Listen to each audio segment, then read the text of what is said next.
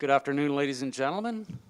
First of all, before we proceed, I would just like to acknowledge our gathering today on the traditional territories of the Coast Salish peoples and welcome you all to today's committee meeting. With your indulgence, I would just like to introduce Elizabeth Aitken.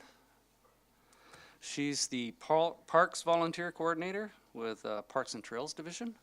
She just started with us April 8th. Welcome aboard. So she's tasked with developing the Parks Volunteer Program for Electoral Area Community Parks Program and Regional Parks Program. So welcome aboard. Wish you all the best. Mr. Barry. Yes, Mr. Chair, in front of the committee is the agenda as presented. There's no additions or omissions or deletions. Moved and seconded. All in favor? Opposed, if any? Motion carries. Thank you. Next up, the adoption of the minutes, Community Services Committee meeting, March 13th. Moved, seconded. Any questions? All in favor? Opposed, if any? Thank you.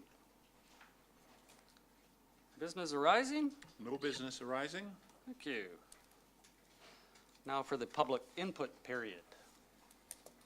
And the policy is on the board there. Is there anyone from the public that would wish to address the committee at this time? If you'll step to the mic, ma'am. If someone can ensure that the microphone is on for this young lady. My name is Joyce Martel. I'm a resident of Saltaire and president of the Chemainus Art Group, a tenant in the Saltaire Community Center. For the last 1.5 years, we've been there very happily. It's a warm, welcoming building and no problems, but just recently they've renovated and opened the gym, and last weekend was our first art show there. We had 350 people go through in 2.5 days. It was very positive comments about the building, about the space, in particular the bright color, the light, the level entry, the parking. It's no longer a gym. It's a theater, an art gallery, and a meeting place. And Lynn Smith, our counselor, had her CVRD update there, and I think there was 75 to 100 people. So this is bringing Saltaire together. This is actually a center for us. Neighbors not interested in supporting the purchase of the building originally now are very committed to keeping it alive and going. And so we thank the CVRD for supporting us in this, and we look for your continued support. Thank you. Thank you for the update. Anyone else from the public wish to address the committee at this time? Seeing no other people walking to the mic, we'll carry on. Mr. Barry. Yes, delegation number 1, Nadie Bottomley, the director from the Saltaire Community Society regarding upgrades to the Saltaire Community Center. Welcome. Thank you. Thank you for having us here today to give you an update of the community center. Before we start, I'd like to, there's a lot of thank yous that we have to give, and one, of course, is to the CVRD for all your help and support, and I think I'm phoning an awful lot. Probably more than need to be, but I want to make sure of things. I am a director of the society, the Saltaire Community Center Society. And the other things that I'd like to thank are the volunteers and the membership that we have. We have 75, and they have come up, stepped up, and helped with sweeping and painting and scraping and whatever else is needed. And I'd like to also really thank Steve and Debbie Neal, who donated 50 chairs to the auditorium and are also now volunteering or asking to donate, asking us to donate to paint the outside of the exterior of the building. So it's been really great.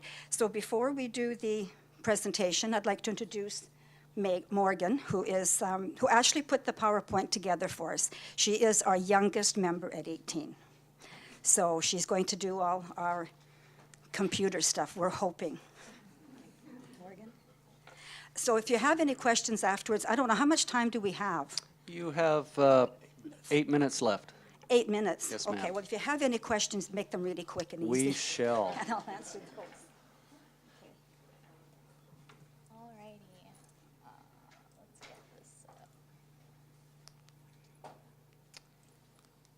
can't do the slide. Okay. Well, I'm Morgan Bottomley. I'm 12 at Chemainus Secondary, and I'm also a member of the Saltaire Society Committee. And I'm here to present the updates that have occurred since November of last year, I believe. So since then, we've done about, here, we'll actually present it. Slideshow. There we go. So this is a little pie chart of where about almost $300,000 has gone towards. The majority of it has gone towards the re-roofing of the community center, because you need a roof over your head before you need to do anything else in the center. The Gymnasium Upgrade has allowed for a lot more events to occur in a theater-like center. So that was about $35,000. So it has been repainted. The curtains have been made from the fiber artists that are at the community center. And this is just a little update. You can see that it's very bright in there now. It used to be quite dark, and they've re-shined the flooring. And so the furnaces are very energy efficient. They cost about a quarter of the amount of oil, and all the ductwork within the building has been professionally done. Room 5 almost completely collapsed, so we had to get it re-insulated and the entire ceiling replaced. And the re-roofing, which cost the most, the entire exterior had to be redone, but the insulation was fine. That was done by local companies such as Topline Roofing and West Coast Roofing, and that was paid for by the CVRD. Thank you. So events that we have at the community center include the fiber artists, who I mentioned, did our curtains for the gymnasium. And in the photo there is a very recently updated photo. And we have many, many members of there. My Nana is also a quilter, and I understand the need for lots of space in the room. So having the community center is very important because they get a lot of table space. They're able to hang up their their masterpieces, and yeah, it's a very good room for them. So the open house concert and art show was in November 2018, I believe just after the other update. And we had artists such as John Gogo, Colleen Eccleston, and Mark Hellman, and they performed for free. We also had society pay for coffee and other treats, and baked goods were donated, so it was a very good, welcoming community event just before Christmas. One of the main endorsers is yoga and meditation done by Jessica Lowry of Align Yoga. And this is bringing the older folk in our community together to do more exercising, more community involved events. And she has expanded many more of her classes into women-only classes, teenager-only classes, and adult mixed classes. So every day when I go by on the school bus, there is Inquiring Little Minds Daycare, and they're having a blast in the front yard. It's really awesome to see. And my bus often drops off kids to the daycare. So they have 13 employees at the center that can care for up to 69 children. Now this is important because Saltaire is becoming a more prosperous community, and we need a center in order to accommodate the new families so they don't have to worry about driving all the way to Duncan or Ladysmith for a daycare when it's right in their backyard. CD Sunday is for the little farmers of our community, and they get together and they're able to showcase things that they've grown in their own backyard, such as flowers, herbs, and veggies, as well as homemade essentials such as soaps and honey and stuff like that. So on April 5th, we had the Green Party rally, and Elizabeth May actually showed up. And from what I found out yesterday, Paul Manley won in our jurisdiction, and he was also there at the rally. So the Green Party rally, one of the things that they focused on was having a hub for the community. And I believe in our, what is it called? Yoga and meditation. Oh, I passed it. Yeah. Anyways, it is essential for a community to have a center where they can go to, so people don't feel excluded, that people are able to talk to their neighbor and have something that they can talk to about, such as politics. The Chemainus Art Group's 50th anniversary was celebrated this year, and they used the community center to showcase their art pieces that they've been working on. And it's been around for a long time, since 1969. So having a space that they're able to do their artwork, I think, is very important, because art is also a part of our culture. And there's there.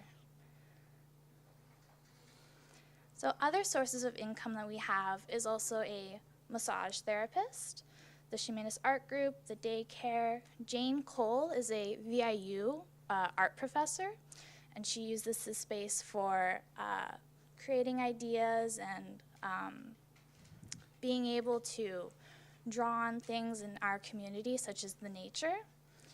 We also have the CVRD Parks Commission, the Salter District Ratepayers Association, Lion Clubs International, Westview Learning Center, the CVRD, Align Yoga, and a clinical counselor. Take 5 magazine has also used our rooms, and election candidates such as Paul Manley. Oh, there was supposed to be a picture of the Saltaire, but I guess it didn't show up. So as a graduate at Chemainus, I know the importance of fundraising, and I have been helping fundraise for my grad class. So I think having the center as a source of fundraising for the community is essential, because it's hard to find a place where it's open and people know where to go to. It's hard to get word out when people don't know where to look. But if we had a community center with a bulletin with all of our fundraising, I think fundraising would be more like elevated and accelerated. So we could have Christmas craft sales or Christmas concerts, like the open house. CD Sunday, where people can sell their wares. Talent night, barbecue burger night, a pancake breakfast, bicycle rodeo or silent auctions, movie night and matinees.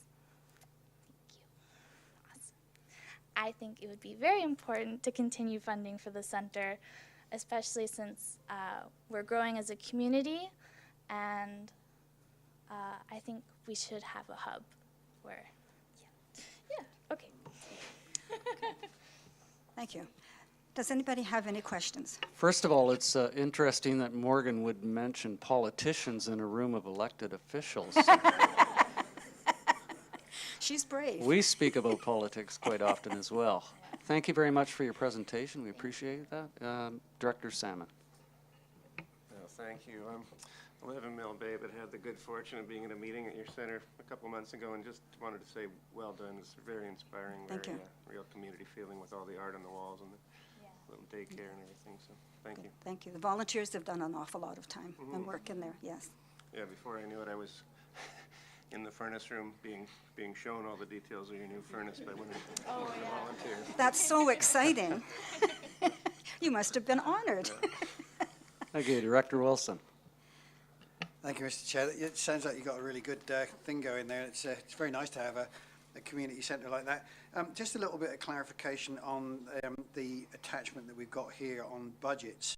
That shows at the bottom of each page for 2017 and 2018 surpluses of $17,500 and then $5,300 for 2018.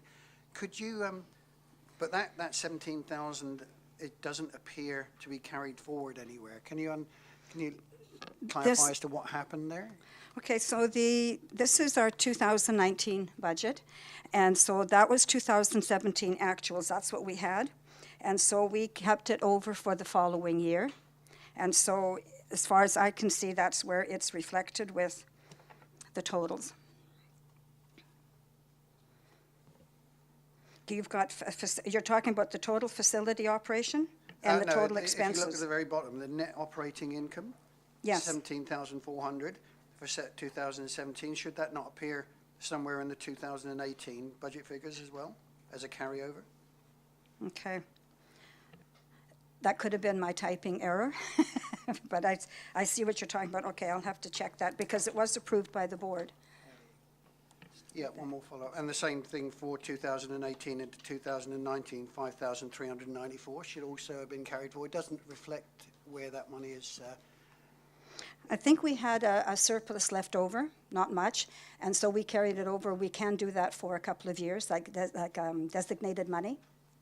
And so we just keep it for the following year if we can, and that goes towards maintenance and upkeep of the building. So, Sorry, Mr. Chairman, I'm just a bit confused that it doesn't appear in hard copy here anywhere. I'm just trying to find out where it is.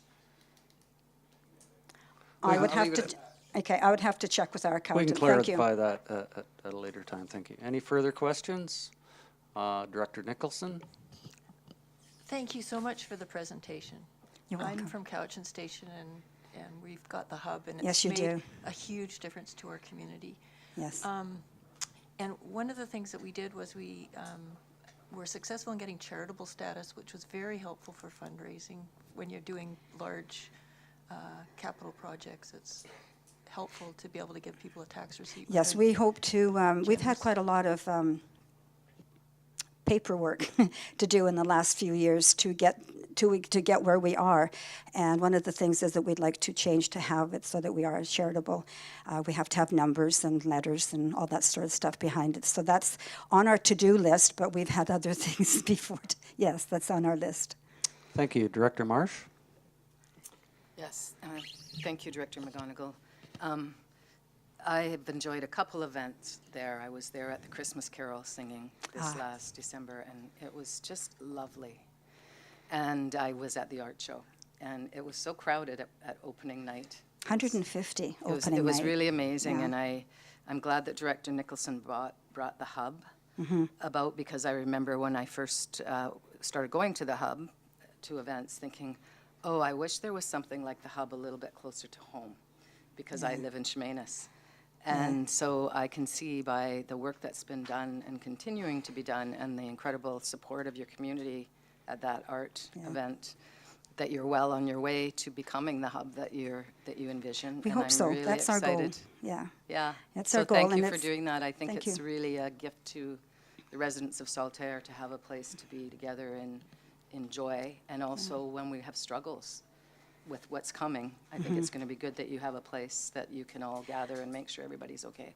Yes, and I think was the biggest thing was the gymnasium, the renovating of that, because once that was cleared, we got all sorts of inquiries about that, because it is a great space to have meetings, and it's been fantastic. So it's been really, it's boosted. It's Right. boosted everything. And just further to what Director Nicholson said, I suspect that the folks that have managed to get some funding at the hub would be willing to meet with you. We They have a- talked to them, yes, Yeah. we have, yeah, Excellent. a lot. Okay. And we've just been going around trying to see what everybody else is doing and how they're getting about it, and we hope to be, we're getting there. It's just been slow, really slow. Yeah, but to end to say, I think it's a wonderful thing that a community wants to take ownership of what you're calling a community center, and it's saving the district money and staffing because it's run by volunteers, and and it's just very forward-thinking, and I appreciate it. Good, thank you. I'll let the board know, and I'll let the membership know. We do have a newsletter that we started for the members so that they can know, and I'll just make sure that they get that as well. Thank you very much for your time. I have a couple more, ma'am. You don't get off that easy. I don't. No. I have Okay. Director Stone next. Okay. Hi, Nadie. Hello, how are you? Good, how are you? Good. Thanks for the presentation. I will say that I did my first airband on that stage, so. Did you? Yeah, I sure did. So if you want another fundraiser, maybe I'll come out of retirement. We have, funny you should say that. We're going to have a talent night. I Right? wouldn't call it a talent, but I'd pay if he doesn't play.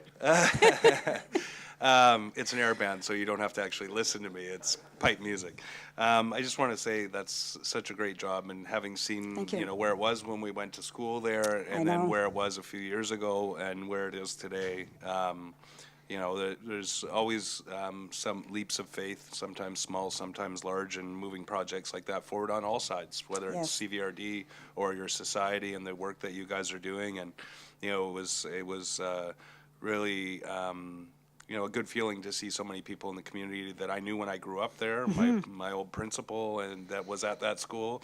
Was that Bill Cleary or? Yep. Oh, yeah, really? And Oh.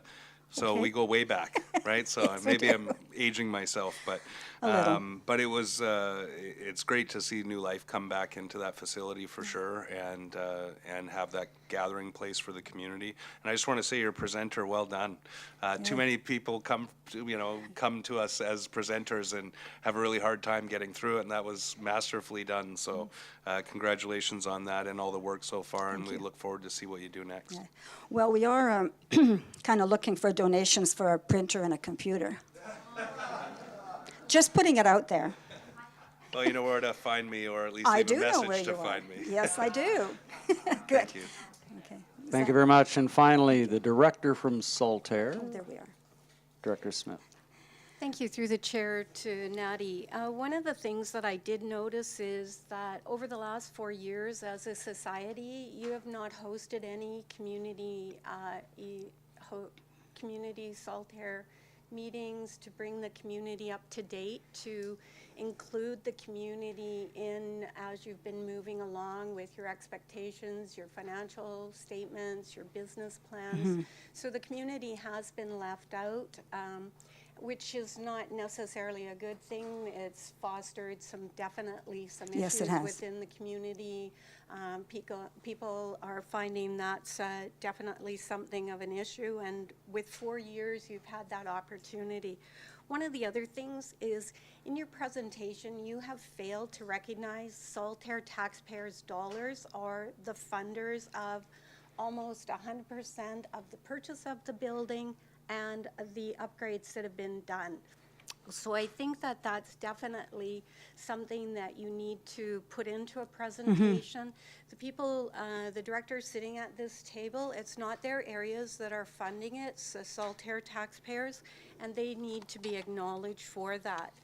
Another thing is that the majority of the building is now rented to for-profit businesses, which then leaves limited space for the community to actually hold events or do events there.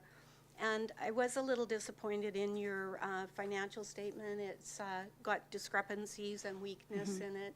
And I would recommend that you have an audit done, because We have there's some- taken it to an accountant to have, you? yeah, we have had it done. Okay, and I understand that you had an opportunity to apply for a grant for about $100,000 towards the windows, but the society hasn't been willing to put the $25,000. No, there was the time crunch for that. It was Clean BC, and they had offered 75% that they would, for a grant, if we came up with the 25%. And when we started looking through our books and money, we would have been broke. And this was already just into the 3rd month of this year. So we felt that we would leave it for this year and see if we could put money aside, and I'm sure there'll be other grants next year. But it's not off the table. It's just that we just decided to be a bit more prudent and not go out and be completely broke without any money. So you are aware that the Saltaire taxpayers' recreation function is down to about 0 with the loan that That's they're why we paying and didn't, the that's why we building? didn't go for the grant, So yeah. there is no money in the pot to do any more upgrades through the Saltaire taxpayers. So I'm sure that you're aware of that. Yes, we are. Unfortunately, in your documents, that doesn't show where you've done any fundraising or donations, and that was your goal last year when you were in front of the society. So, we can have further discussions on this. I think that it's really important. Mr. Chairman, I think this would be more Yeah, I'm appropriate in just the saying. discussion. I'm just saying. Okay. We'll Thank have you to for the go over point of some order, these Director things. Kuhn. Thank you. Okay. Thank you, Director Smith. Microphone, please. Thank you. And Chair Morrison, would you please? Thank you, Mr. Chair, through you to our presenters, and a great presentation. I've been out there, and I've had the tour, and I've actually seen the furnace room too. Wow. So it's kind of neat. One of the things that I think, and seeing you're a new society, and I might like to see in future financial statements and plans, is I don't know how much or to what extent you're tracking your volunteer hours and your in-kind hours. We're not. Well, so Yeah. maybe take this as a bit of friendly advice that, you know, every hour that counts when you're applying for grants, when you're coming before this group.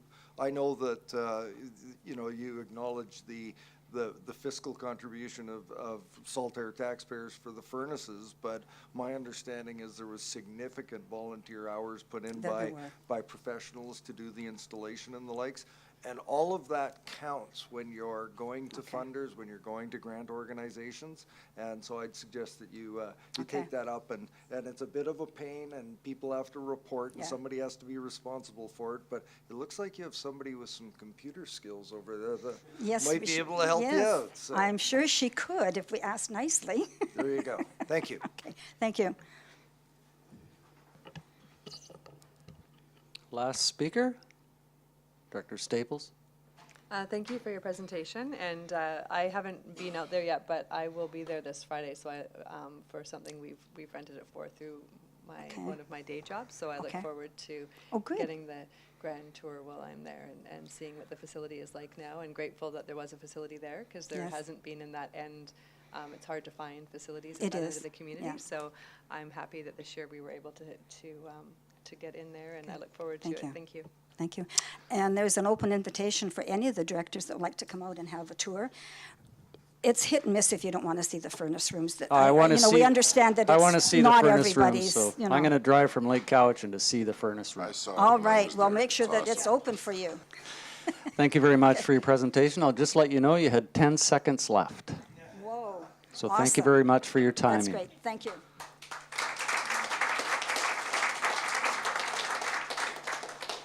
And I think I should have taken note of my right-hand man's tie attire. The Titanic is emblazoned upon his tie, and I was hoping that perhaps this meeting was not going to go the same way the Titanic did. So moving on, Mr. Barry. Thank you, Mr. Chair. Delegation number 2, Matt Grosnickel, President, Cowichan Trail Stewardship Society, regarding partnering to promote trail management and development. Hello. Welcome. You don't have to talk into the mic. Okay. Okay, let's bring up the presentation. And again, you have 10 minutes. If you could try to keep within that, we'll. Okay. 10 minutes are a little wonky.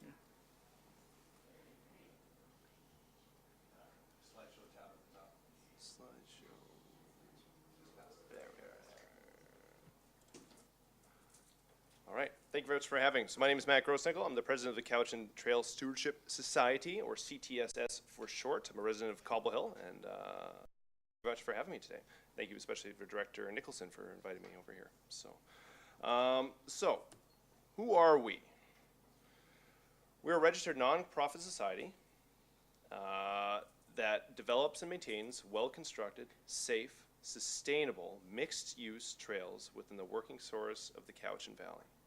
We create and promote a destination of superb wilderness exploration, opportunities for both residents and visitors to experience, setting the example for other trail user groups.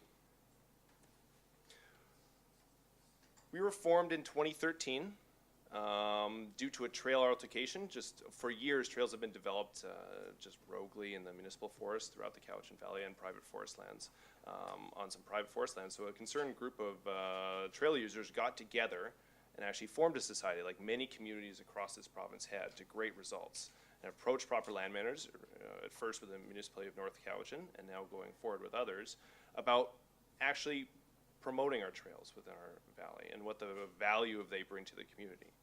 So we promote recreational trail use for locals and visitors. We showcase the beauty of our working forests, while protecting sensitive ecosystems and wildlife.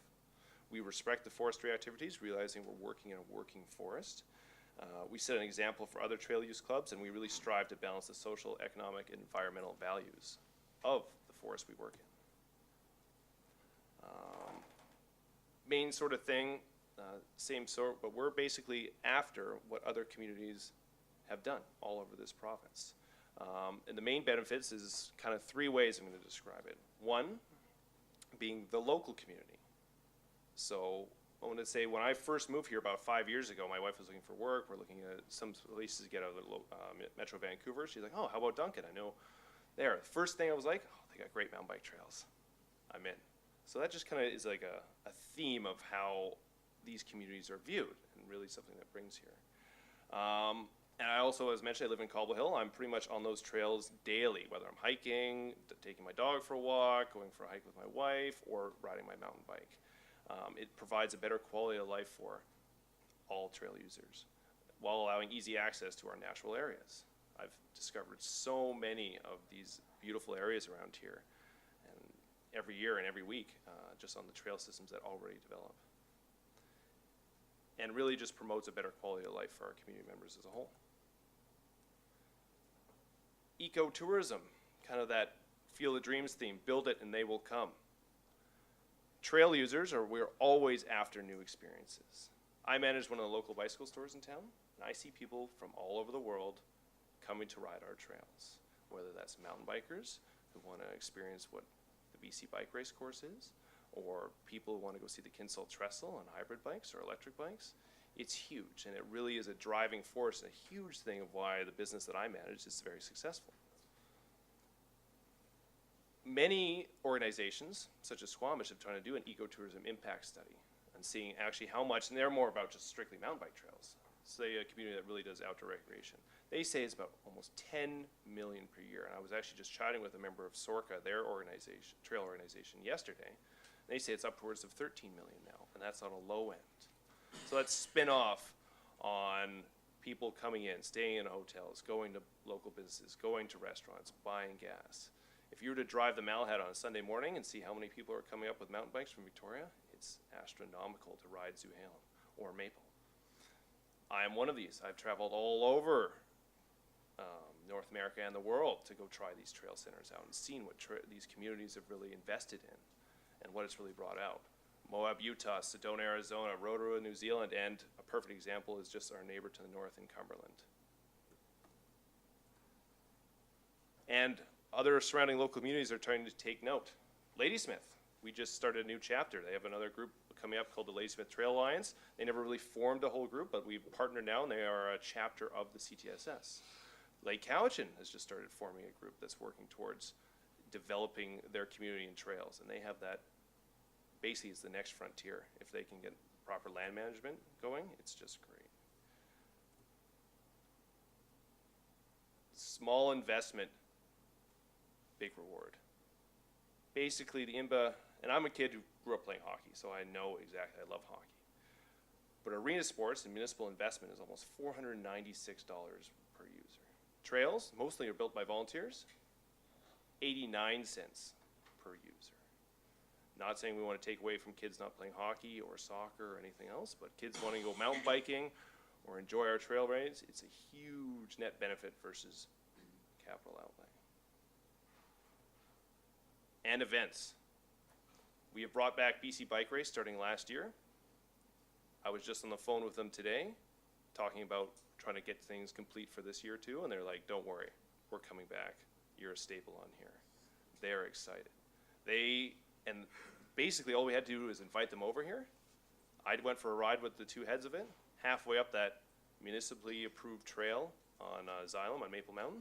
They were hooked, it was done. They are excited and they were blown away by the course we had.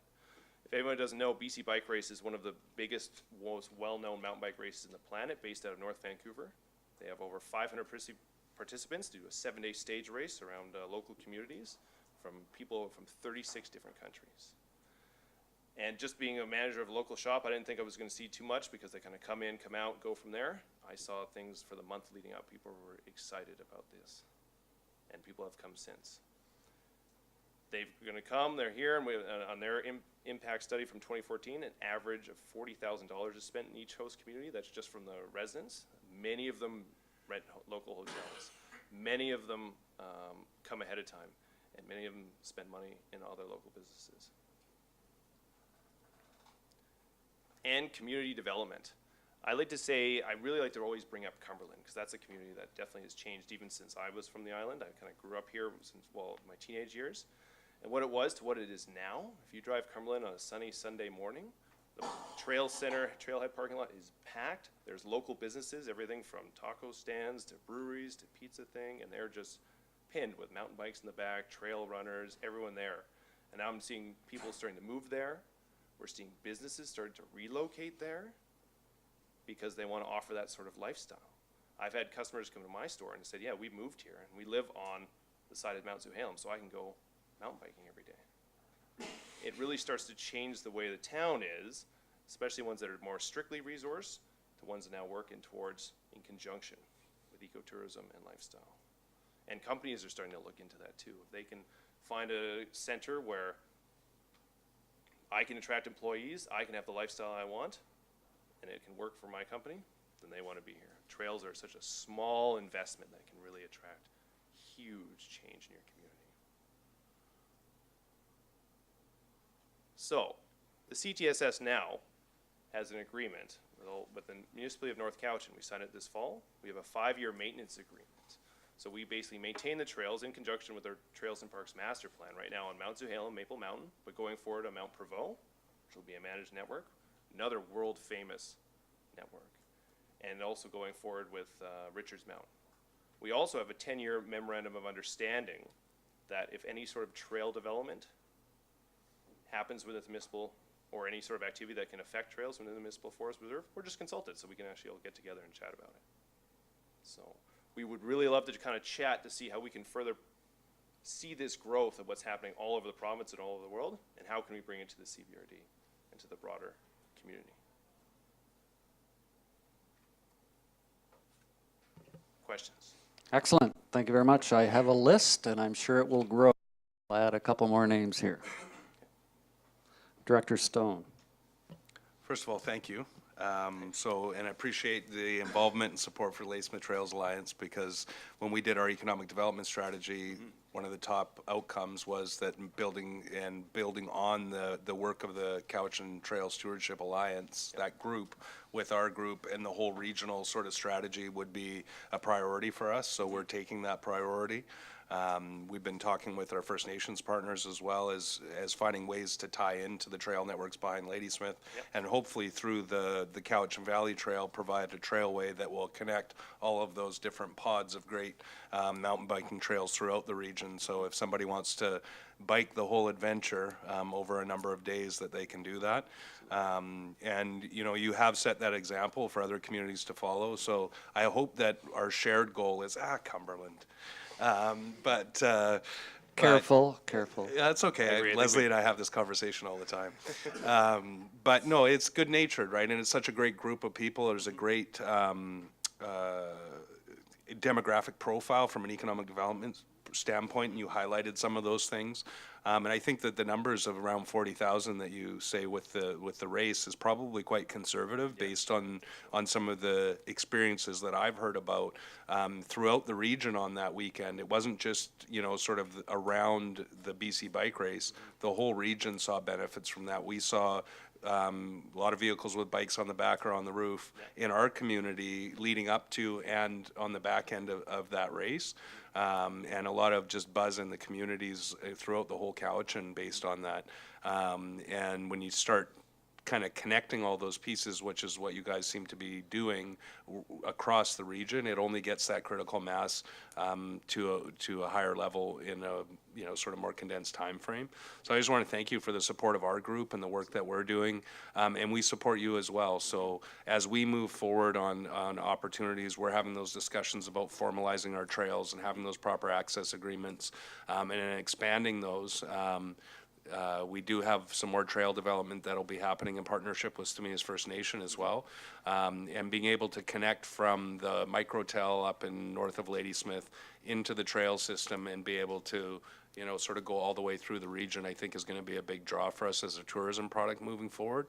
And so, yeah, just thank you for all the work, and we definitely support the work you're doing. And if there's anything I can do, and I know most of my colleagues here, if there's anything we can do to help facilitate connections for you, let us know, and I'll definitely be there for you. Absolutely. Thank you. Very much, yeah. We were very excited when we got approached by the Ladysmith Trail Alliance. They're Awesome. Great things.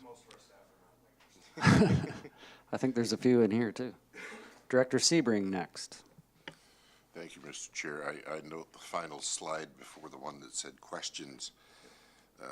Says the Stewardship Society to be excited to discuss further how they can work with the CVRD to help further promote trails in the valley.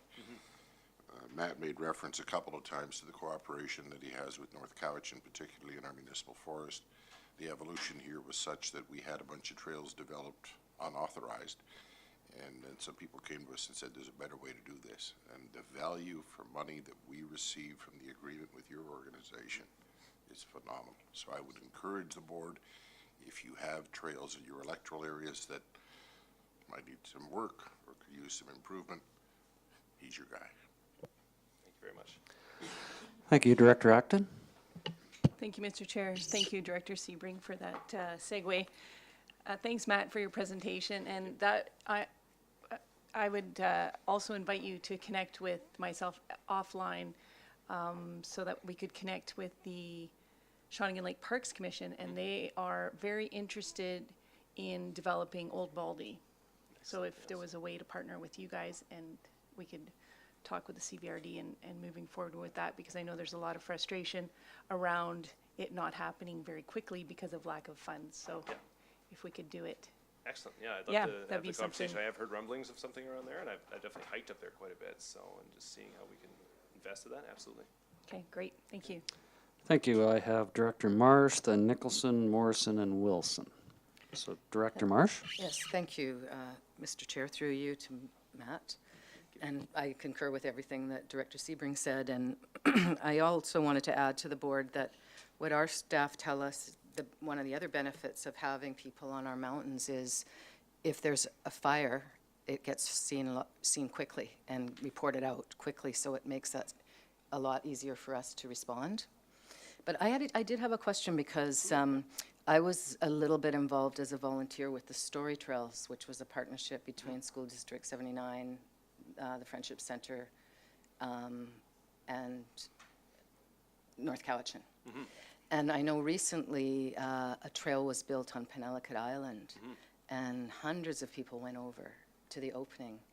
And the impact that I personally witnessed and have heard anecdotally now from the Penellicut on the youth who got to help to build those trails is very powerful and long-lasting. So I wondered, does your group encourage or mentor or work with some of our Cowichan youth on trails? We do, absolutely. Like the Story Trails program was a very beneficial thing. Unfortunately, we just, with multiple presidents and multiple boards, we just couldn't come to agreement with one of the organizers of that, who is one of the founders of this board that I'm president of now. Yeah, I'm aware of that. So we've been trying to work towards that. We've been now working, we actually just worked with another organization, one of the other founders or one of the other organizers of Story Trails, and we do have local youth on trail being taught and putting ground to work, and it's been excellent. So that's so fantastic. And it just kind of comes down to, with the volunteer board, was just capacity, and now we had this one group that they can organize everything, and we just facilitated and brought in the trail knowledge and the trails here, and it's been excellent. So we have actually been working, and that's working on building up to BC Bike Race. And with the land-based education focus of the schools now, I think this could really grow. Absolutely. And I just wanted to say a shout out to some of the local biking communities who I know donated bikes for the kids over on Penellicut, which also made a really big difference. So yeah, it did look like a great event. So. Yeah, thank you. Thank you, Director Nicholson. Thanks, Matt. I really appreciate you coming. And, you know, I really believe strongly that the community, we can partner, we could do a lot more to partner with the community to have a lot of more volunteer stuff happen to make our community great. This is a really good example of that. The presentation we had before this was another good example of that. I really think we need to work on ways of supporting these groups. And I think the economic benefits are important, and I always, my kind of rule of thumb is if it's good for the local community, it's likely going to be good for visitors. And we really need, I know in my area, there's so many people who want to get out there and build trails, and so this is a model I think we should really consider adopting with the CVRD. It's good value for money, and it gets people out there and feel like they own their space, so it's well looked after then. So I really appreciate you coming. Thank you. Excellent. I have Director Morrison.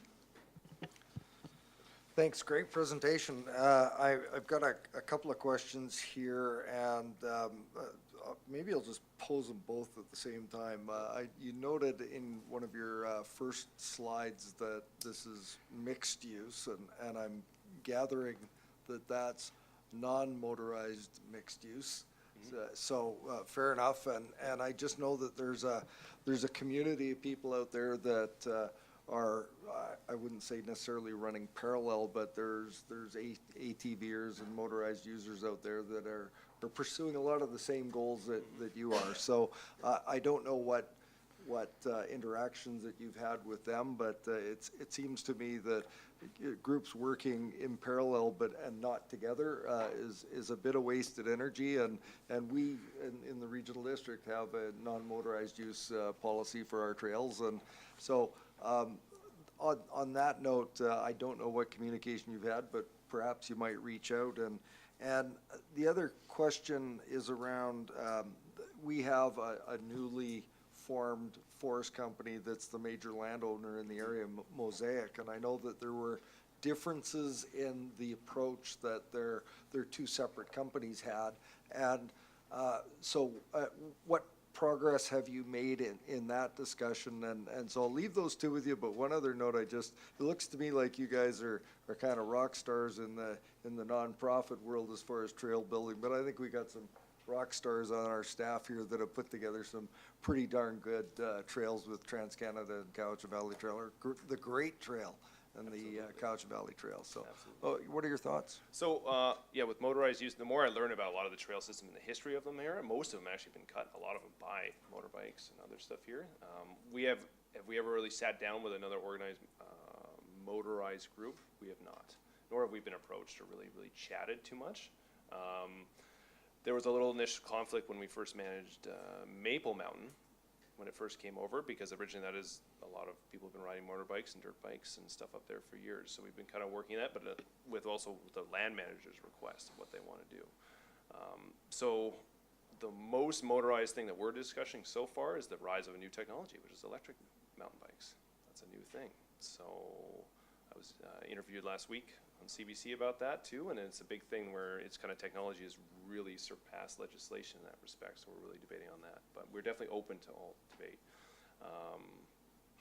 Yeah, sorry, the second part again was? Relationship with Mosaic. Yes, Mosaic. So again, we've just had an amazing relationship. A lot of people, these other organizations, other communities come to us, they're like, how do you do that? How is it all going so fast? And I was so blown away when I first joined. I wanted to join. How did they grow so fast? Like, oh, it's because we're dealing with a really receptive land manager in the municipality of North Cowichan.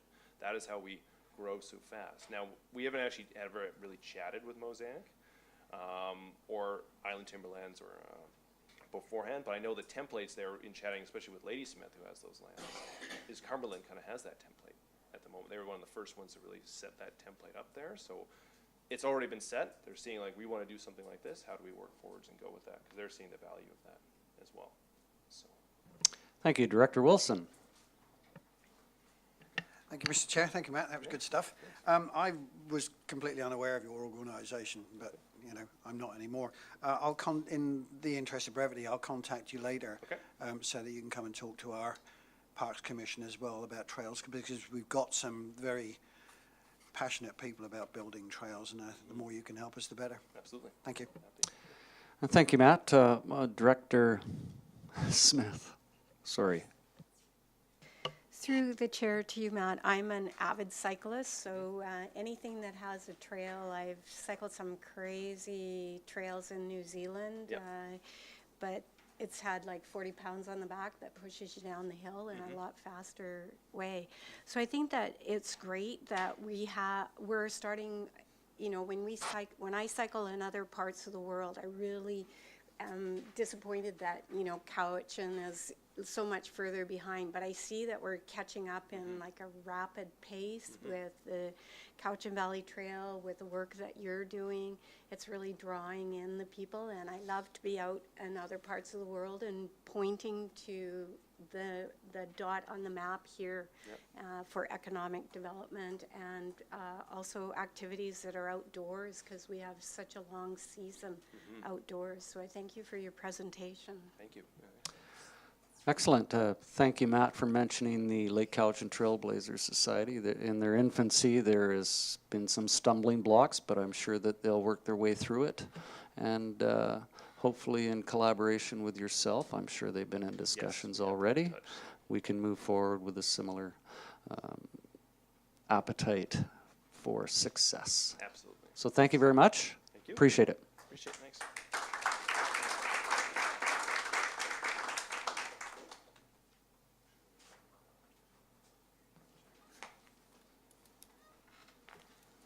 Mr. Barry. Thank you, Mr. Chair. Next up, for your information, a summary and the minutes from the Parks Advisory Commission minutes. Areas B, C, D, and G. Director Yanni DiNardo. Thank you, Mr. Chair. This is this is new to me. With our minutes that are here, I wanted to pull a few and ask staff a question and possibly a resolution. I have a question on Area D. I have a question on the Tom Bannister Park resident survey to be sent out with Lambourne service area billing. I just wondered if that was if that was going ahead, or do I need a resolution for that to happen? Mr. Barry? Mr. Carruthers? Somebody? Mr. Yeah, it's just minutes, Mr. Chair. Thank you. If the director wishes to ask Mr. Farquhar, that's appropriate.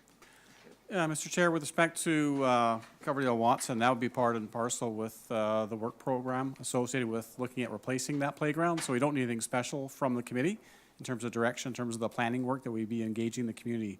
What's noted by the commission would be something staff would be taking on at the appropriate time.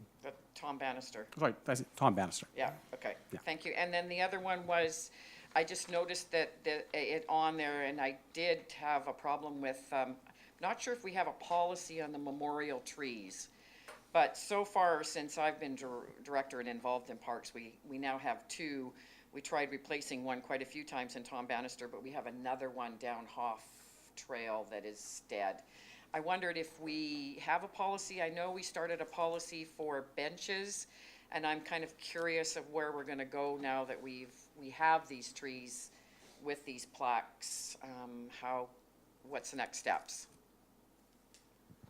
Mr. Chair, there's a history in terms of, I won't call them ad hoc, but sort of one-off donations for memorial benches and trees in the past. However, there's never been an overall program that's given clear guidance and policy in terms of how the regional district manages such a program. So the past several years, there have been no acceptance of park donations for benches or trees of the like. As we learned, places like the City of Vancouver charge upwards of $10,000 for a memorial bench for 10 years. We were historically seeing benches in the tune of $500. So the costs over time to maintain those benches were far exceeding the donation value up front. So this is something that's certainly on our work program when we have sufficient resources to start working on it. We've recently hired, as you heard, a new Parks Volunteer Coordinator. We do want to bring something forward in the future, but at this point in time, we're not in any capacity to take any donations for benches. There's no program, there's no policy, there's no framework for it. So there's all that work still has to be done at some point in time. So in terms of existing memorial trees, we would be looking to individual area directors and the budgets in terms of capacity to replace memorial trees. Certainly other jurisdictions have had real problems over the years too when families donate for a loved one who's passed away a memorial tree and the tree doesn't survive. That's heartbreaking. And so I think in future we may not want to look at things like memorial trees because of those sort of problems and things like climate change. And the capacity to look after such trees in our parks. So Follow-up? at this point in time, we don't have a Sorry. program in place, but we hope to bring something forward for consideration by the committee at some point in the future. Thank you. Follow-up, Director Yanni Yes, Donato? thank you so much. So, I just wonder if you will consider the dead trees with their plaques, if maybe we could put them on a bench or something, just to acknowledge the previous ones we've had, so they don't disappear and we can put them somewhere. But I'll talk to staff later on that. Thank you very much. That'll suffice. Thank you. Director Morrison? Thank you, and I completely understand where staff are going with this, because we actually have a memory lane which is bounded by trees that all have the stands and the plaques and the likes, and it was a little more than ad hoc, but we're now running into some of those challenges with what few we have left and assigning them and that sort of thing. So staff informed me just a little while ago that they wanted to engage with all of the electoral area directors on what would be a reasonable policy, and I'm certainly prepared to wait and work with them on that. I did have a specific question in the recommendations arising report, and it's in regards to the Area C Community Parks Hammond Way bus shelter improvements, and I'm a little confused because I just spoke with staff recently about the that it's not a function, but the administration and maintenance of bus shelters through our transit division, and I was under the impression that they sort of had care and control of all of the bus shelters. So curious to see it in the minutes here, and whether or not staff have developed a handoff procedure, or exactly how we're dealing with items like number 1 in Area C. Mr. Farquhar? Thank you, Mr. Chair. For clarity of the committee, it is not a transit bus shelter. It was actually a shelter built by Rotary at the end of our trail on Hammond Way. So the only work done on it was to replace some wooden posts. It's where the school kids wait for their school bus. So it's a bus stop, but not a transit stop. Perfect. I have Director Acton next. Thank you, Mr. Chair. I'm looking to staff if we need a resolution for the Shawnigan Hills program. It's been in effect for 10 years, and the Parks Commission does not feel like it's serving its purpose that it originally set out to do. And the conversation around it began too late this year for it to affect budgets or come up with something else. So I'm looking to staff if we need a resolution, and we would like to have this discussion start again in September with some good information about the program and its success or failures. For clarity, Mr. Chair, for the committee, this is the summer playground program that is done in conjunction with Kerry Park Recreation in 4 of our electoral areas, where funding is provided through community parks in electoral areas A, B, C, and D. And the focus is over the months of July and August. Summer staff are hired, typically university students, to do in-park programs in parks that have playgrounds, which is open and available to community residents to attend. Certainly the interest we have learned from the community in Shawnigan is to look at perhaps some change up where it's not just a focus with the younger kids, but perhaps having components that would involve teenagers as well. There still is capacity to look at something for this summer as part of the overall program, but certainly we could look further in the fall as part of the budget process for 2020 if there's a desire in the Shawnigan Lake community to really change the program up for next year. So we'd involve Kerry Park with that discussion as well. Yeah. Mr. Chair, I think it's a $10,000 line item that's on the Parks, Area B Parks budget to promote Shawnigan Hills. How is Kerry Park? Kerry Park might be helping administrate it, but it's the Parks Commission that's supporting it. Mr. Chair, it's supported by the budget, so it's a $10,000 budget item for Function 232, Shawnigan Lake Community Parks. Kerry Park provides the administration, that is the hiring of the students for the summer and overseeing the day-to-day operation of the program. So it's funded. It was set up originally to be funded by the individual parks budgets, but to be administered through Kerry Park. So the involvement of Kerry Park is important because they're providing that recreation oversight to the program. But yes, we would involve the area director. We would look for direction from the commission in terms of their interests, but ideally look for 2020 as any major change-ups for that program in Shawnigan. Thank you. Okay, moving forward, Director Nicholson. Thank you. I was looking at this, and I see it's for information, and we've got another similar item at the bottom under unfinished business, I believe. So what I'm wondering about is how we can move forward and make this, to streamline this a little bit so I can understand where we're going with it. It seems to me like these are things that come out of the commissions, so they're recommendations. They're a mix of small things that can be built into existing programming easily, or they are bigger things that require a separate initiative, and so and would need to be built into a work plan. And I don't think I've seen the work plan yet for all the community parks stuff, but it seems to me that we should get information. It would be helpful to get information that says whether something will be addressed as far as the work that we're doing this year, or whether it needs to be, if it needs to be done soon, then we need to alter the work plan, or it will be considered next year. And then we wouldn't have to have all these detailed conversations. Maybe that if we had that information, it might streamline it, because I can see that this is going to become onerous. Mr. Carruthers. Thank you, Mr. Chair. I agree with Director Nicholson. The intent of this, as I've said to directors in the past, was in the past when Parks Commission minutes were received by the board, they were just simply received, and very, very rarely were they reviewed, and had created some challenges in terms of expectations on the part of the commissions as to whether or not staff were going to be actioning the recommendation. So building on what Director Nicholson has said, I will discuss with staff a format whereby we can report out on some of these in terms of whether they're able to be incorporated into the existing work plan, and where we need direction from this committee in terms of addition to our work plan. So thank you for those comments. I have Director Smith. So I guess I'm next in line on this one. I apologize. This seems, like Director Nicholson said, a bit onerous, and so I do have a few items from the April 1st Area G.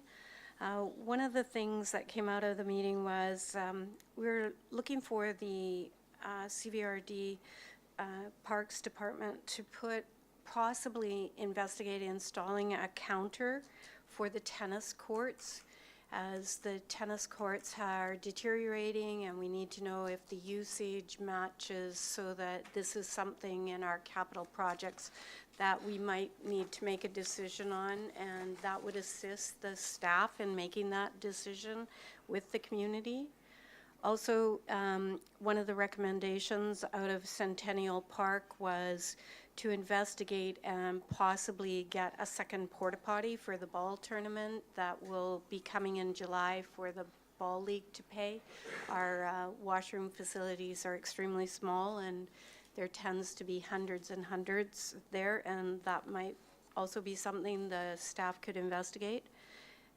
One of the things that we've noticed with the Cowichan Valley Trail now in Saltaire, people are looking for parking, so they are not aware of where the parking, they might have a place where they can locate, and sort of a staging area. So if our community parks signage that's on Chemainus Road had an indication below it that area was parking available, maybe we could, the Saltaire Community Parks could assist the Cowichan Valley Trail by having some parking signs. If the staff could investigate that, we could all work together. That's all I have. Thank you. Thank you. Mr. Chair, yes, certainly for the ball league, and we've been looking at it in the past, had them bring in porta potties. So certainly, again, talking with our operations staff, we would be doing the same thing again for this year. And again, we're still sort of finalizing elements for the Cowichan Valley Trail and getting a sense of the level of use. I'm pleased to report that it's very similar to the highest section of the Cowichan Valley Trail in terms of usage over in Somenos area in North Cowichan. Quite surprising, but very pleasantly so, how well the trail's been taken up in that community. So we'll certainly look into the suggestions around formalizing some signage for parking to help direct people to those locations. So thank you. Thank you very much. I have Director Marsh. She's okay. You're more than okay, Director Marsh. Okay, moving on. I'd just like to commend the Francis Kelsey delegation for sitting through such riveting discussion and awaiting your turn. And it will come shortly. Mr. Barry. Mr. Chair, the next item on the agenda is Francis Kelsey. Told you. So there's a report from the Parks and Trails Division regarding regional parks, Francis Kelsey Secondary School Outdoor Education Program, and the trail projects in the Cobble Hill Mountain Regional Recreation Area. It's for your information.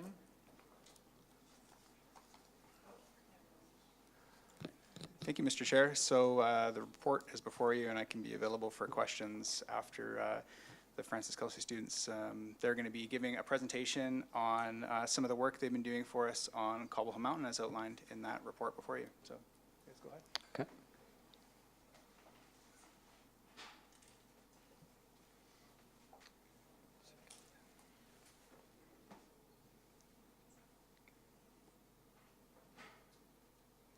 Hello, my name is Jordan Hall. I'm from Francis Kelsey. I'm in grade 12 and I'm involved in the outdoor education program, Streams and Trails. My name is Rebecca Jones, also a grade 12 student in the Streams and Trails program, and it's my second year out of 3, so it's going good. I'm Bursel. I'm in grade 11. I'm Karen Nelligan, and I'm in grade 11 too. So what our academic courses involve social, urban studies 12, and geography 12, along with the outdoor education program, which is about 9 weeks. We do geocaching, orienteering, and hiking. The students involved in these programs spend about 6 weeks trail building, 4 weeks doing the PE unit, which consists of hiking, geocaching, and orienteering, 2 weeks doing search and rescue. And with our hikes, we've gone to Cobble Hill, we've gone to Mount Zuhalem, and Rat Lake so far. All right, so our staff and students, I think we have about 6 classes all together. We have 2 of our teachers over here, Mr. Neeson, Mr. Hart. So in this course, we have roughly about 150 students or so. It's gone up a lot in the past few years. 6 teachers, and we have 4 EAs come along with us. And our age group, we have a mix of grade 10s all the way through grade 12.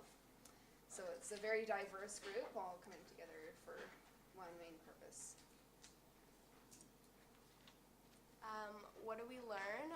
We've been learning how to maintain and build trails in the area along with other courses. There's geography, we have urban studies. What else do we have? There's a bunch of other ones. We spend half of the time in the classroom and the other half we spend outside. So we learn whatever we're in. So I'm in geography 12, so I'd be learning half of geography and then the rest would be outside, putting my skills that I've learned to use. We're learning how to work as a group. I know that I have met a lot of new people through this course and a lot of new teachers.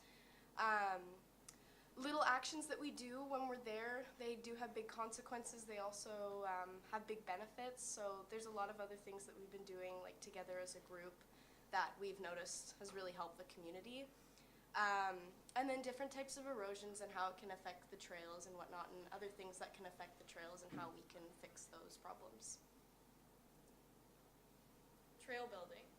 So trail building mostly consists of armoring routes, which I had no clue what it was until I took this course. It's putting all the rocks around the route and then covering it with soil so the roots don't get damaged. How to repair and build new trails. I've done both. I've repaired quite a few trails on Cobble Hill Mountain now, and we just built a trail too, so that was fun. And a swale. A swale, yeah. We made a little watering hole for, I guess, for horses and dogs and everything. So yeah, that was really fun. how to close worn down and dangerous trails. We've done that too. And all of our equipment is carried to school, or carried to the mountain from school in a trailer. The PE unit. When I first went into the PE unit, we started with geocaching, and they taught us how to use the equipment. And we went to Cobble Hill Mountain, and one of the teachers, her name is Miss Roach, she hid tiny geocaches all throughout the mountain, and she gave us coordinates and what we had to do. We split up into groups, we put our coordinates into our little GPS, and we had to go find each individual one. The orienteering, I have not done yet. Have either of you? No. Okay. Yeah, learning how to read maps and stuff. I can't talk about that The one. three of us have not been in that rotation yet. I've done it. You'll enjoy it. Okay. And the hiking, like I said earlier, we went to Rat Lake. That's where this picture was taken. We've gone up Cobble Hill. We've gone Mount Suhalem. In the previous slide, that was a picture from Mount Suhalem when we had a big snowstorm. We have a few more hikes planned for the rest of this year. But other than that, that's basically some of the PE unit. Search and rescue. So in search and rescue, we've learned quite a few skills. We did pacing, which is pretty important. And then we learned some more survival stuff. We learned how to make a stretcher out of garbage bags and sticks. And we actually had to carry a member of our group. We were split into different groups. And we actually had to carry them, probably about 15 meters or so, and Cobble Hill, you go up and you go in, and we got to this narrow section between two trees where we're all like this. We learned how to make a sling with garbage bags. So one of our other teachers, another Mr. Hart, so Jeremy Hart and Darren Hart, he likes garbage bags, and that is like the main thing if you're going outside, bring a garbage bag, because it can have many, many uses. We learned how to look after a distressed person found in the woods, and we did various team building exercises. And before we move on to our concluding slide, I would just like to elaborate on the trail building section. I think we've started 2 new trails. We've repaired Squirrel, I believe it was.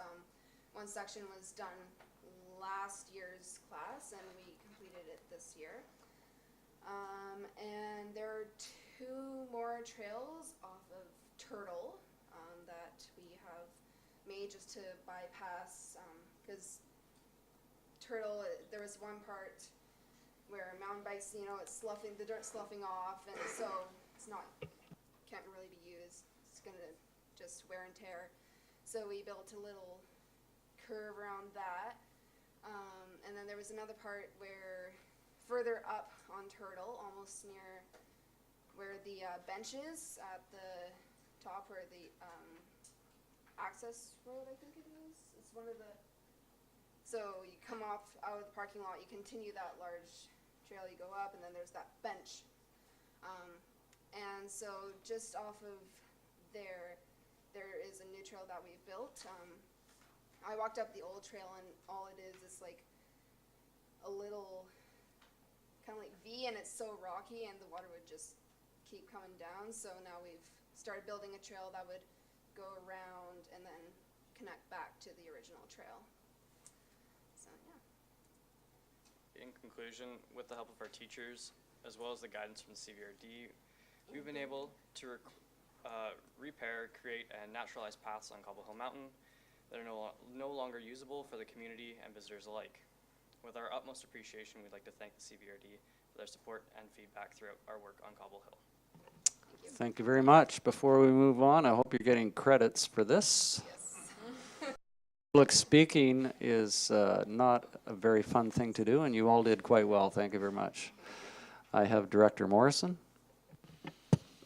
This is great, and well done, great presentation. I just think that there's going to be some volunteer groups that are going to be looking at this presentation, maybe watching the live stream and thinking that there's some potential volunteers for some of the work that they do. And I'm just thinking, I was at an event for the Cowichan Valley Amateur Radio Society that works with our search and rescue folks and the likes, and emergency services, and you'd fit in just great with them. But another positive thing that you might want to keep this in mind, there's a provincial program that was started a year or so ago called the BC Student Ranger Program, run through BC Parks.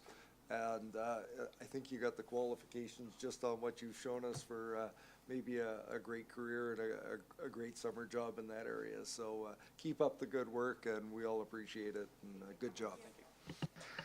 Thank you. I have Director Wilson. Thank you, Mr. Chair.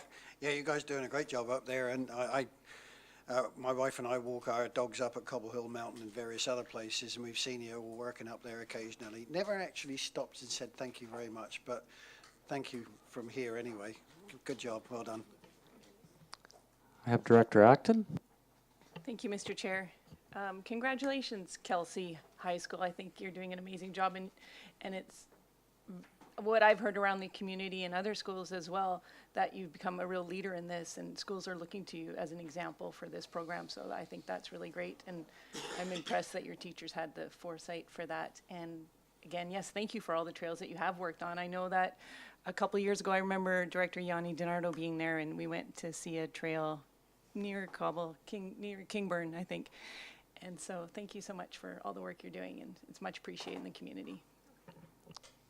Director Staples. Yeah, so I'll just echo the thank you, and just wanted to say too how excited I am for all of you that you get to learn this way.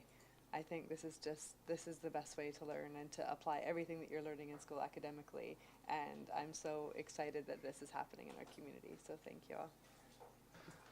Thank you very much. I want a big shout out for the teachers as well. I think they're very important part of this process. Thank you for your presentation. Appreciate that very much. Prior to resuming, I have to take a 5-minute break. Let's make it 10, if it's okay with the board. Committee, adjourn for 10 minutes. Carry on.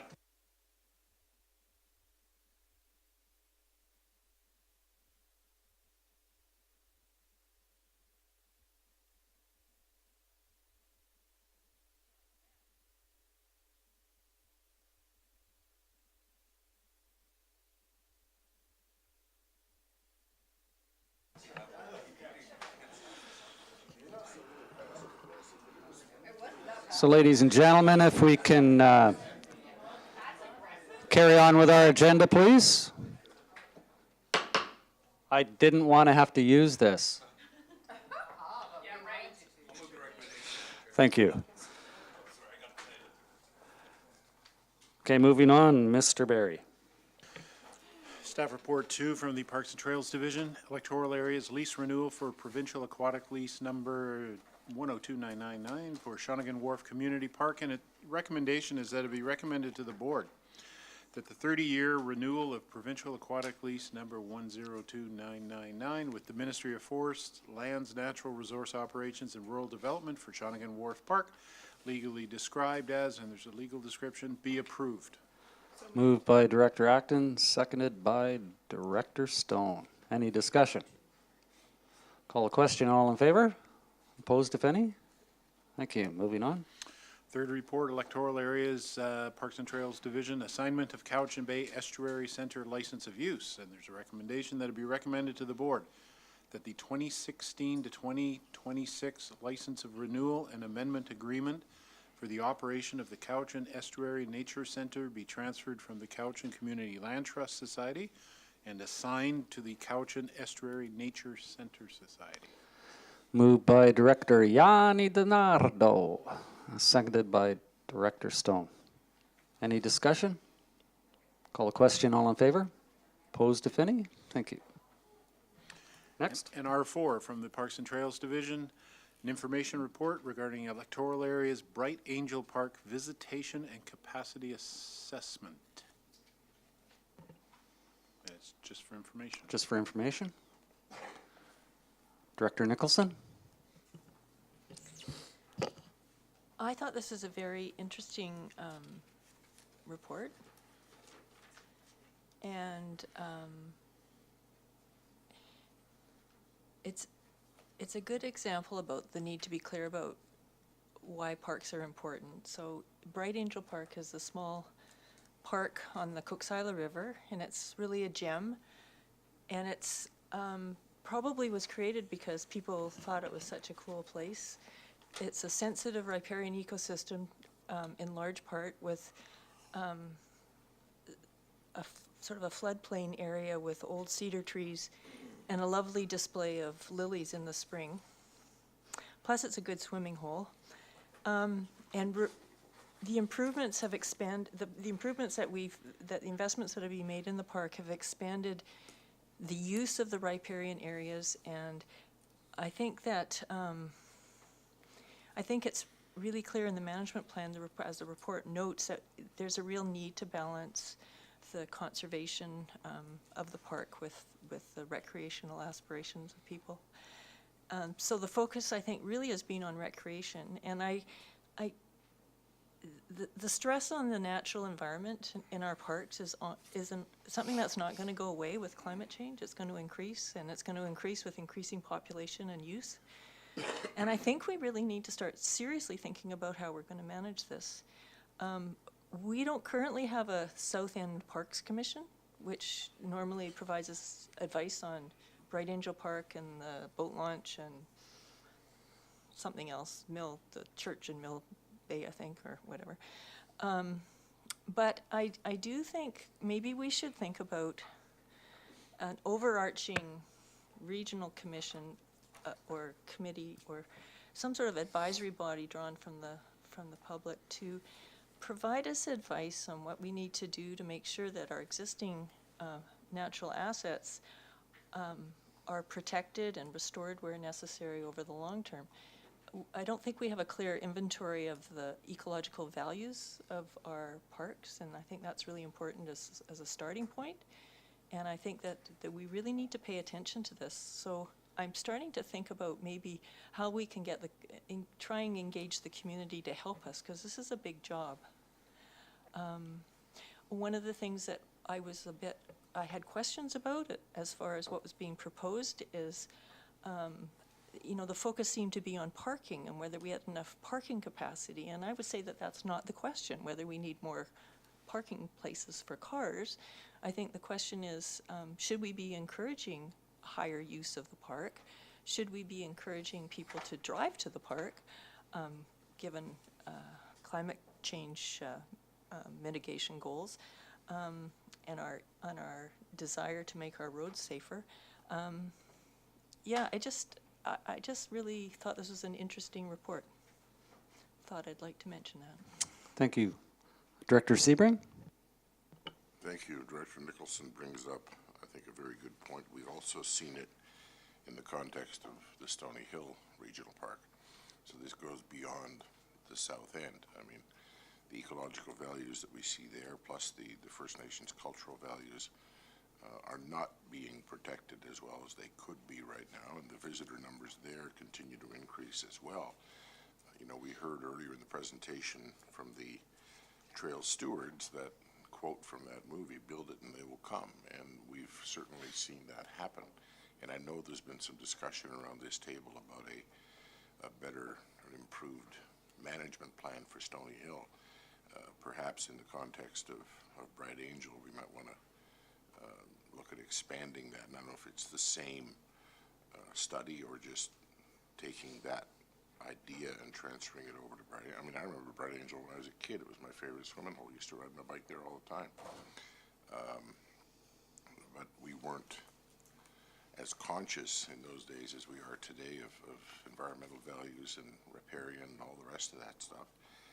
It's time to take a look at some of those things, not necessarily to curb the use of the park, but equally at the same time, maybe we need to look at ways to encourage more responsible use of the park. And how to do that, I don't know, but it's something that I think this board needs to consider moving forward. Mr. Farquhar? Thank you, Mr. Chair, for the committee's information. Separate to this, the board approved funding in the 2019 Regional Parks budget, specifically to initiate a Stony Hill Regional Park Management Plan. So we are going to be ramping that up soon as well. And we want to engage with our municipal partner in North Couch and as well as Couch and Tribes on that initiative. So that'll be a separate thing coming forward to this committee. Thank you. I have Director Stone next. Yeah, thanks to Director Nicholson for bringing up the ecological values piece, as well as Director Sebring on the First Nations cultural values. I know in discussions around the acquisition of Butte Island that there's both of those principles are being held up as far as how we're going to manage that park asset long term, providing some passive recreation opportunities for people, but also making sure that we protect the sensitive ecosystems, which is really the reason that they're such great parks to begin with, and those cultural values as well. In Butte Island in particular, it's a significant cultural site to Stamina's people, and I know that we've had ongoing discussions with Stamina's chief and council around how we manage that asset. So I think it's timely that we have that conversation and look at how we update policies possibly to make sure that we're protecting those values first and foremost, and then providing what recreation opportunities we can. So as we move forward, obviously that's not for today, but I would support moving in that direction as well. Director Marsh? Yes, thank you, Mr. Chair. And I was thinking how timely it is for this discussion to begin today in light of the report that came out on Monday from the UN on the future of biodiversity and the belief that we're on schedule to lose 1 million species around the world. So the talking, the latest that is happening globally on climate change and the environment seem to be kind of converging. And so I agree that today is not the day to decide this, but I think it should be put on a future agenda. I'd like to move that it would be put on a future agenda so that we could look at, in light of some of these reports and these natural assets that we happen to hold because we call them parks, that we make sure we get out ahead of it, because I think we're going to be increasingly asked by many members of the public to do so. So I'd like to move that this topic go on to the next community services agenda where there's room for it. Okay, I have a mover. Do I have a seconder? Moved and seconded. Any discussion on the motion? Mr. Chair. Mr. Barry. Clarification on the topic? What Director Nicholson was talking about is how do we manage our lands that we're calling parks to protect the biodiversity, like just having a real frank discussion. And I don't know, I don't want to bake that cookie until we get to the discussion. But I think it's an important discussion to have in light of what's coming out from the UN on biodiversity. Director Stone? I might be able to email this if the mover and seconder agree with it, but I would say that we refer the subject of regional and community parks, protection of biodiversity, ecological areas, and cultural values. I guess I had it way better. So would it be community services that would go to, or regional services if we're going to look at some kind? Mr. Carruthers is going to save us. Having worked with the electoral area directors recently on their strategic priorities, this item will be referred to the June 10th and 11th strategic planning session for further discussion. So we still have a motion on the floor. So motion on referral. Move that this be referred to the strategic Okay. planning priorities Moved and workshop. seconded. On the propriety of referral. All those in favor of referral? Opposed, if any? Thank you. That was painless. Mr. Barry. Yeah, Mr. Chair, that was for information. Moving on to the transit section, we have the report from the Facilities and Transit Division regarding a proposed 3-year transit improvement program and service expansion plan 2021 to 2022/23. There's 3 recommendations. I'll read them out and I'll do them separately because there may be some discussion on them.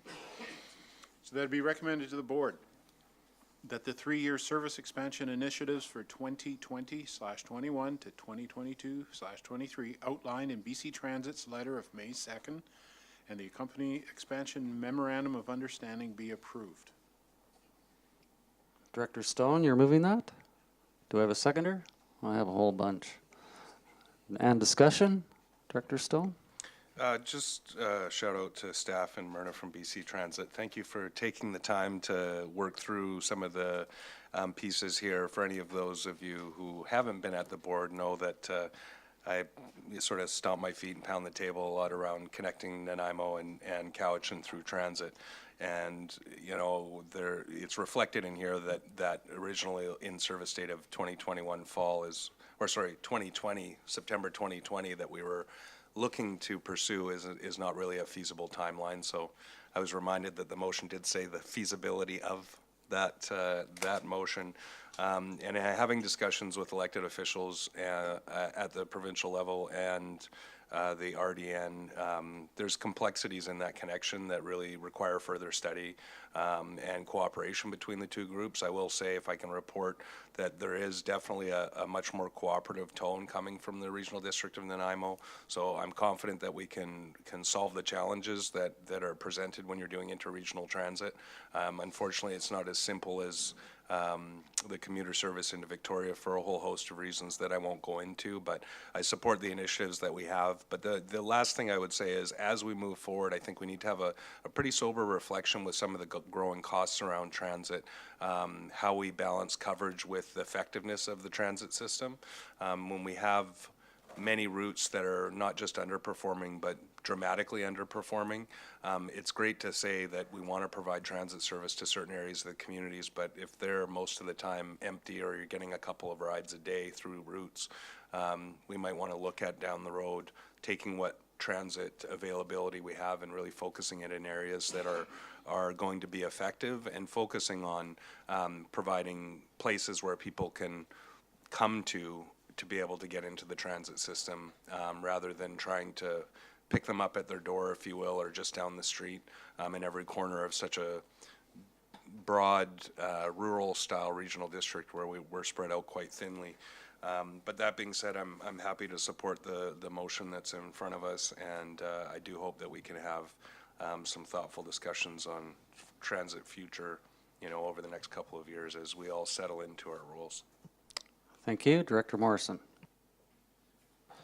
Yeah, thank you. And this is important work and recommendations that need to be, I believe, supported and approved. And just a bit of background in that transit's expensive, but I know that in the time that I've been here, we often thought about what the transit system would look like at $1.50 a litre fuel, and we have $1.50 a litre fuel.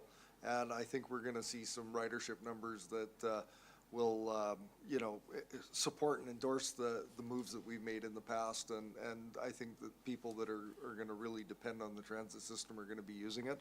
And one other note that I just wanted to make, and we've got some other recommendations, but I'm supportive of us connecting to the RDN and having that ability to move up and down. But I think it's important to recall from our budget discussions that Ladysmith did step up and endorse that some extra dollars be coming from that community to our transit system, and I hope that it'll be rewarded for that confidence in the system. So with that, I'll support the resolution. Thank you. You don't want to respond to that. You do? I thought we agreed not to talk about that. Thank you. Any further discussion? Call the question on the motion. All those in favor?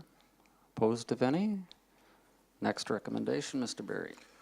That it be recommended to the board that the 1,400-hour custom system expansion for Sunday service targeted for implementation July 2020 be approved, and the associated 6-month estimated costs of $15,509 be included in the 2020 CVRD transit budget for function 107. I have a mover. Do I have a seconder? Moved and seconded. Any discussion on this? I'll call the question. All those in favor? Opposed, if any? Thank you. Mr. Berry? Number 3, that it be recommended to the board that transit service expansion hours and associated costs for 2020/21 through 2022/23 be incorporated into the 5-year financial plan for transit budget functions 106 and 107. Director Stone? Moved it. Bear with me. Seconded by Director Acton. Any discussion on this topic? Call the question. All those in favor? Opposed, if any? Thank you. Mr. Berry? A report from the General Manager, Community Services Department regarding the Sport Tourism Event Grant Subcommittee grant allocations. And there's a recommendation, and it's that it be recommended to the board that the following sport tourism event grants be approved. There's a long list there with dollar figures as indicated on your agenda. Moved by Director Yanni DiNardo, seconded by Director Staples. With questions or comments, Director Yanni DiNardo, did you want one?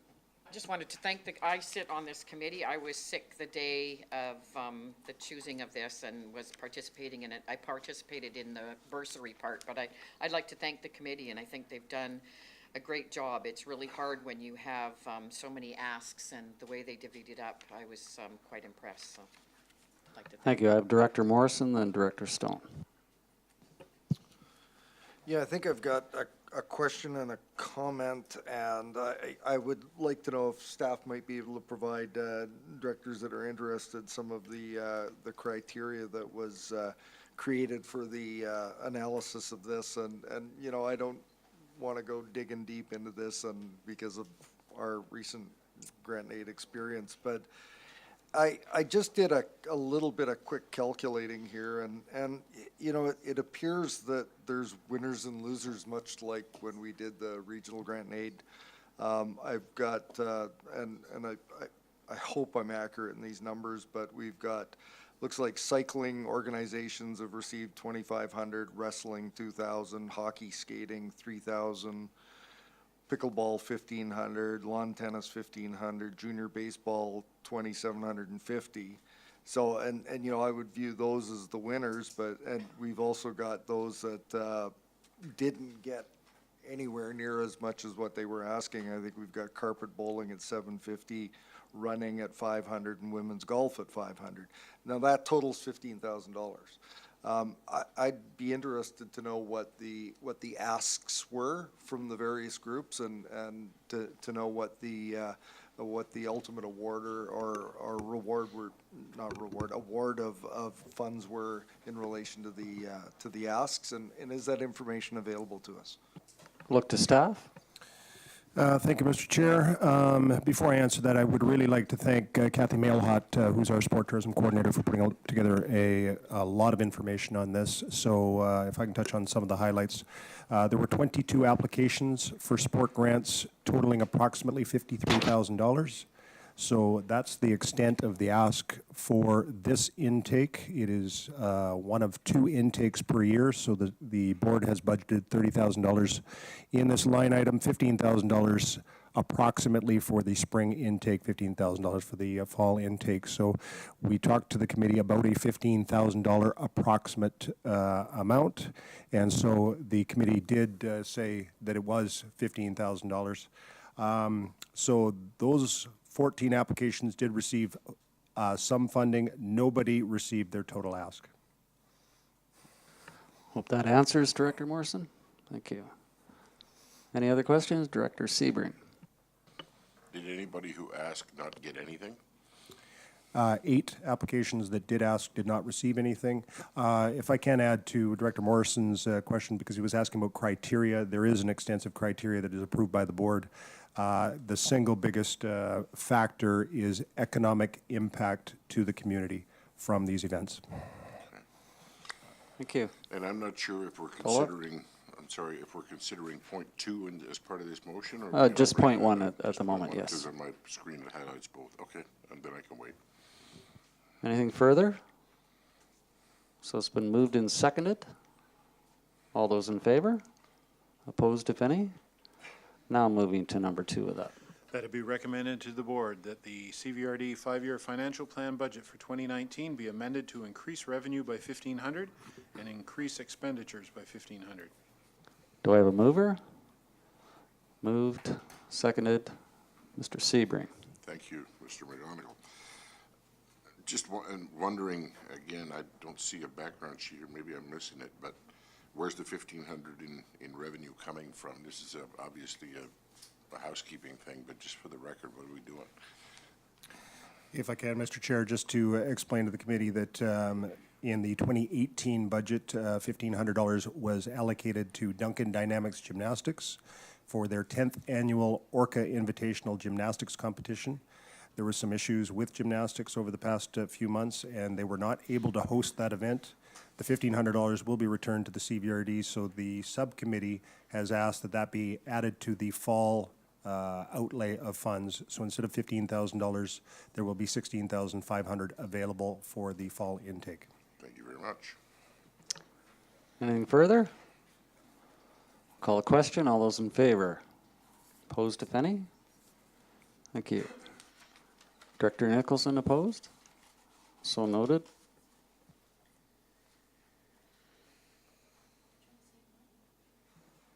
Mr. Barry, unfinished business? Unfinished business, these are the Parks Advisory Commission minutes that would have been dealt with on the last agenda. You didn't get to it, so they are listed here, and they are for your information. For information, Director Smith?